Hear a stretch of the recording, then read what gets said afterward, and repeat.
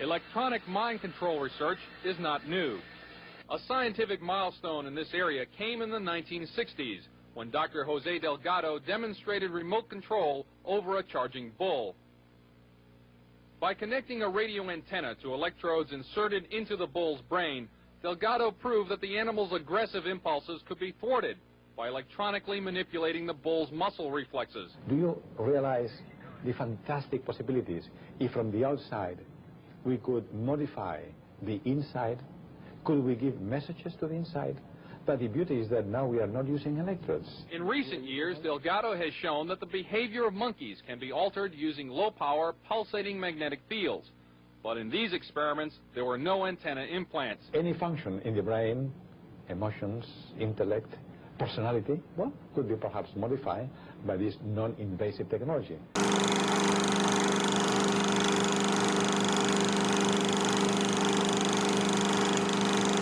This is monkey Lili, operated on a few months ago. The electrode sockets are visible on the back of the head. The behavior of the animal seems to be quite normal.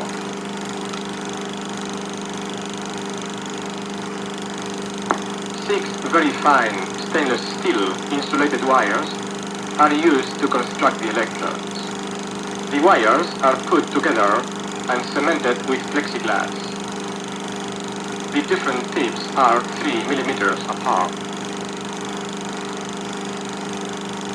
The electrode is protected with polyethylene tubing and each lead is soldered to a pin of the socket. The long wire at the side is used to anchor the electrode to the skull. This needle electrode is used for the depth of the brain. This plate electrode is used for the surface of the brain.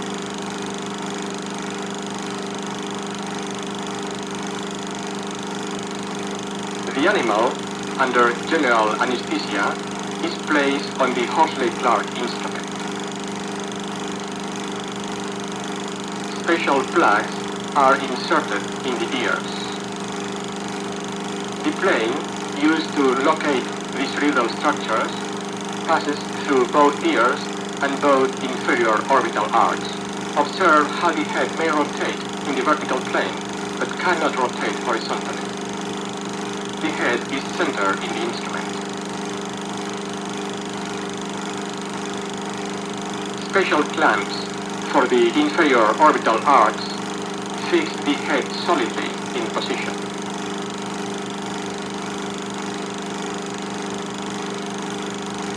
The skin is disinfected and the head is draped for surgery.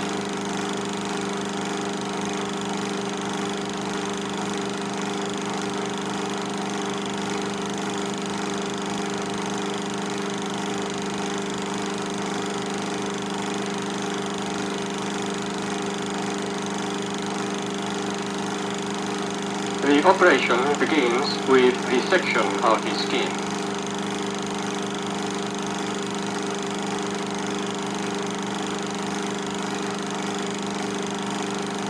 The selected point is marked on the skull.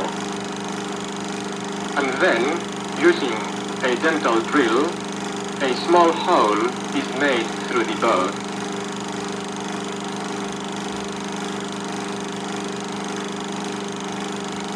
Separate burr holes are made for each electrode.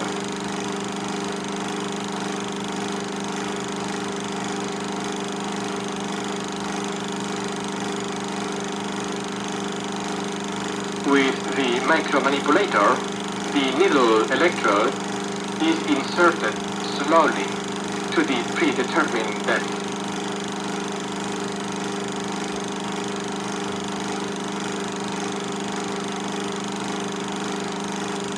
The burr hole is filled with dental cement to hold the electrode in position.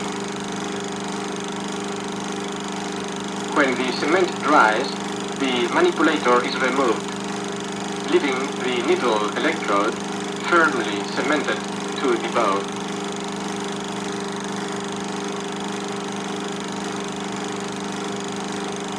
The electrode is bent over the skull and further anchorage is provided by passing metallic sutures through burr holes previously made.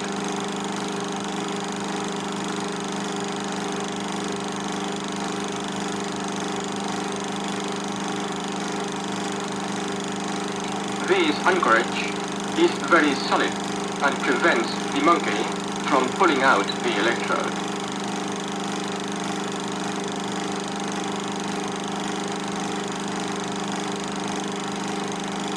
The small socket is passed through a different incision in the scalp,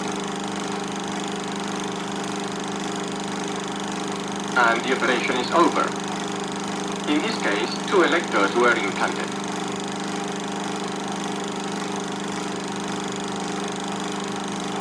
The monkey is removed from the instrument and returned to its cage to recover from anesthesia and surgery. The implantation of electrodes does not seem to produce any deficit, and the animal looked quite normal.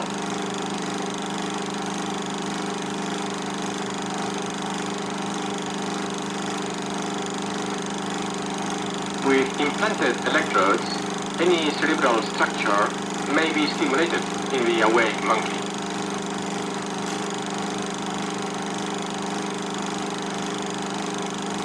The well-known functions of the motor cortex are demonstrated in this monkey. Stimulation of right area 4 produces a turning to the left with extension of the left arm.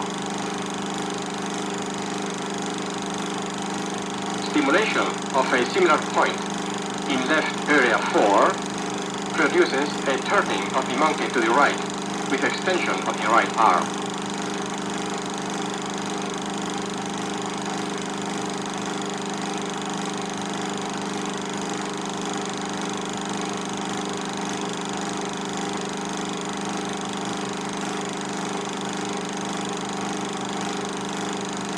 After months of experimentation, some monkeys become tame and friendly.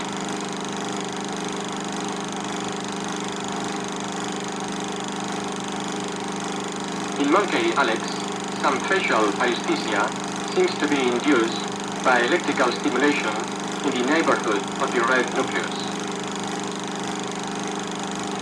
We shall see the effect once more. The small light at the back of the stage indicates the cerebral stimulation.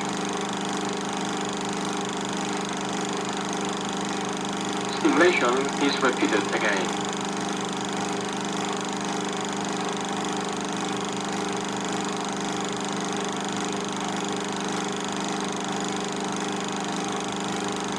In the medulla, there is a point, stimulation of which produces coughing, gagging, and this effect may be used to test antiemetic drugs.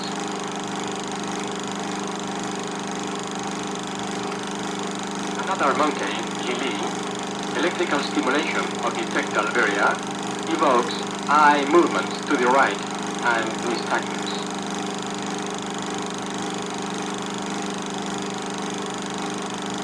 Stimulation is applied again.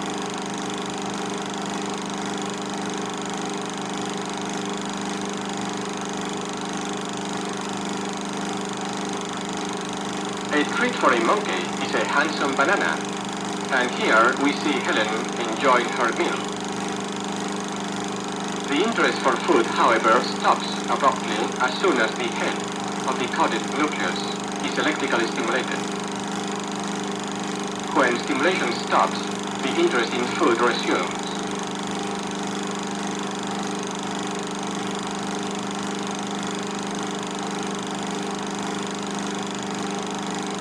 Another banana is given, and the experiment will be repeated.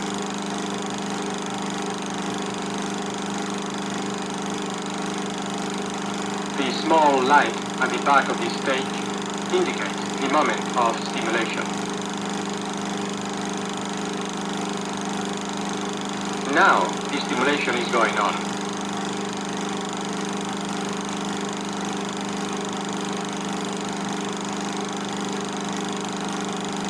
Once more, the head of the coded nucleus will be stimulated.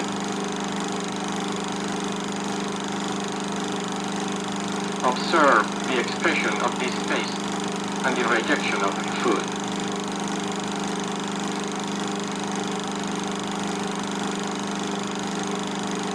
The brain of the monkey may be electrically stimulated during psychological testing. Here is monkey then performing a condition avoidance test. He was trained to run within 2 seconds to a light flashed on at either side to avoid a shock to the feet. However, when the septal area is stimulated, as indicated now by the yellow light in the center, the monkey fails to respond to the side signal and does not react to the shock to his feet.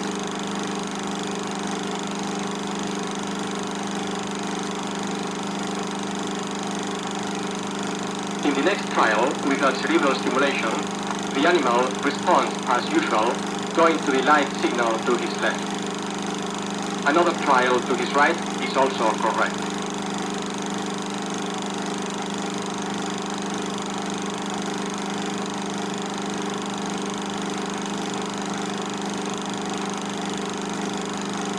Again, the septal area will be stimulated, and again, the monkey fails to respond to the side light and to the shock.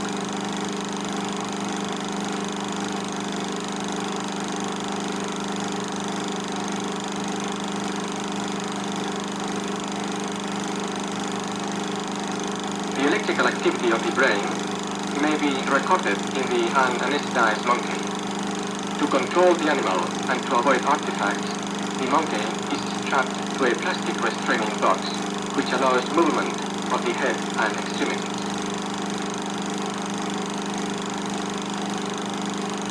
The small electrode sockets are connected to the electroencephalograph.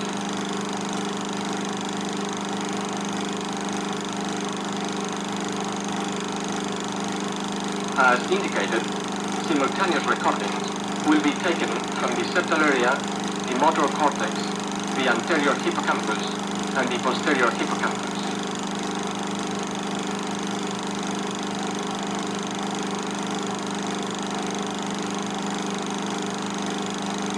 Now we are observing the spontaneous normal activity.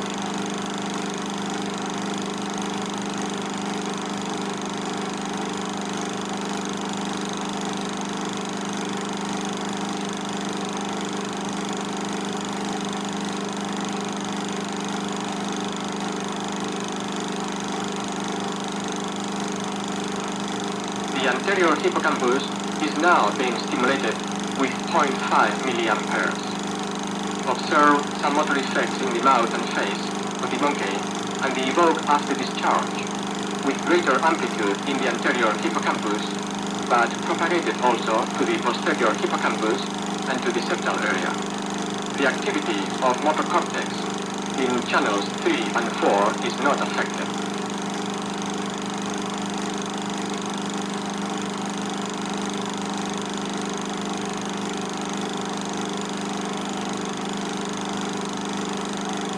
Five minutes later, the same stimulation is repeated, and similar motor and electrical effects are evoked.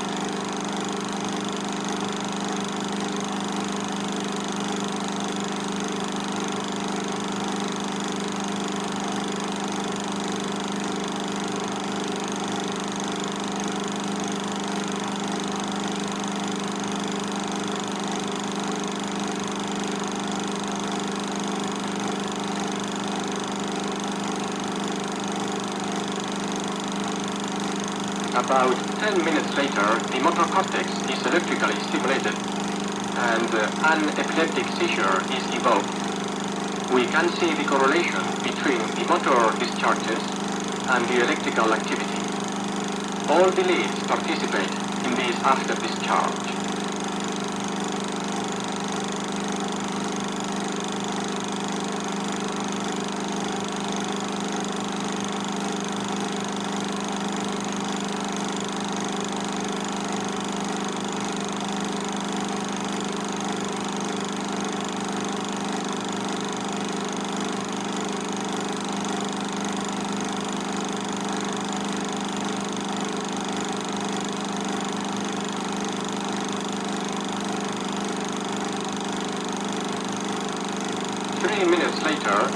monkey is sleepy and slow waves are prominent in the motor cortex.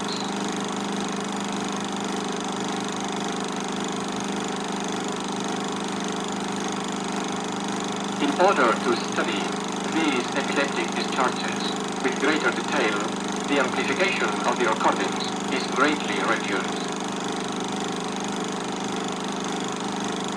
The spontaneous electrical activity is barely perceptible.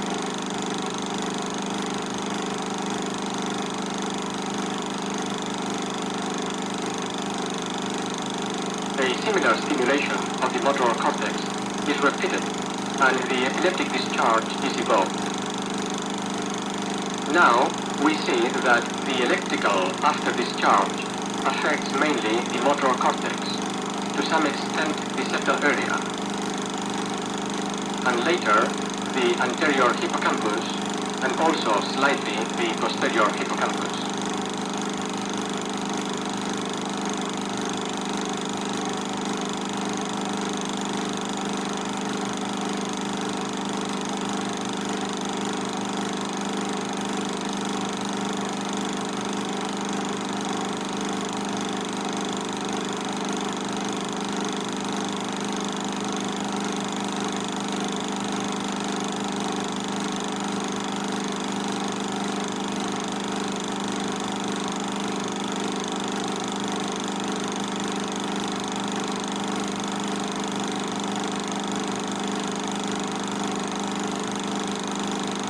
In summary, we have seen the technique of permanent implantation of electrodes within the brain, which allows the study of cerebral functions in anesthetized animals. Examples of sensory, motor, and autonomic effects have been shown. A role of the head of the cortex nucleus in food intake mechanisms is suggested. Electrical stimulation of the septal area inhibits previously learned condition avoidance. Simultaneous recordings of motor and electrical activity during evoked seizures permit us to study and correlate both types of phenomena. Septal area, anterior hippocampus, and posterior hippocampus are closely related. The motor cortex seems to belong to a different